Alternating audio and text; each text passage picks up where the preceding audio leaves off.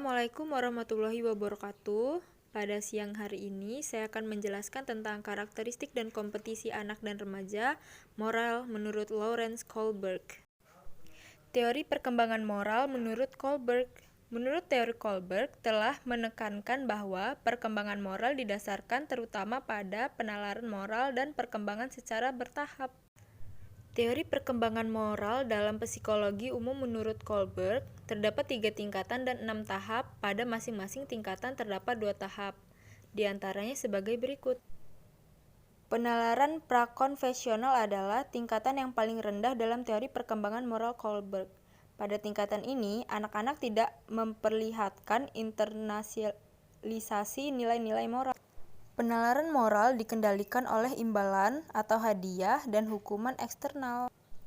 Pada tahap pertama, orientasi hukuman dan ketaatan, yaitu di mana tahap ini didasarkan pada ketaatan kepada orang dewasa dan hukuman.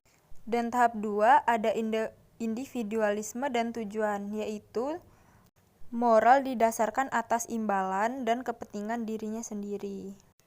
Tingkat 2, penalaran konvensional, menaati standar-standar internal tertentu, tetapi mereka tidak menaati standar orang lain atau eksternal seperti orang tua atau aturan-aturan masyarakat. Tahap 3, norma-norma interpersonal, yaitu di mana seseorang menghargai keberadaan, kepedulian, dan kesetiaan kepada orang lain sebagai landasan pertimbangan-pertimbangan moral. Tingkat 4, moralitas sistem sosial, yaitu di mana suatu pertimbangan itu didasarkan atas pemahaman aturan sosial, hukuman-hukuman, keadilan, dan kewajiban. Tingkat 3, penalaran pasca konvensional, yaitu suatu pemikiran tingkat tinggi di mana moralitas benar-benar diinternalisasikan dan tidak didasarkan pada standar-standar orang lain. Tahap 5, hak-hak masyarakat versus hak-hak individual, yaitu nilai-nilai dan aturan-aturan adalah bersifat relatif dan bahan standar dapat berbeda dari satu orang ke satu orang lainnya. Tahap 6, prinsip-prinsip etis universal, yaitu seseorang telah mengembangkan suatu standar moral yang didasarkan pada hak-hak manusia universal. Pada perkembangan moral menurut Kohlberg, menekankan dan yakin bahwa dalam ketentuan di atas terjadi dalam suatu urutan-urutan berkaitan dengan usia.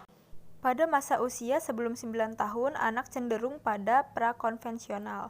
Pada masa awal remaja, cenderung pada konvensional. Dan pada awal masa dewasa, cenderung pada pasca konvensional. Baiklah, sekian penjelasan saya tentang perkembangan moral menurut Lawrence Kohlberg. Lebih dan kurangnya saya mohon maaf.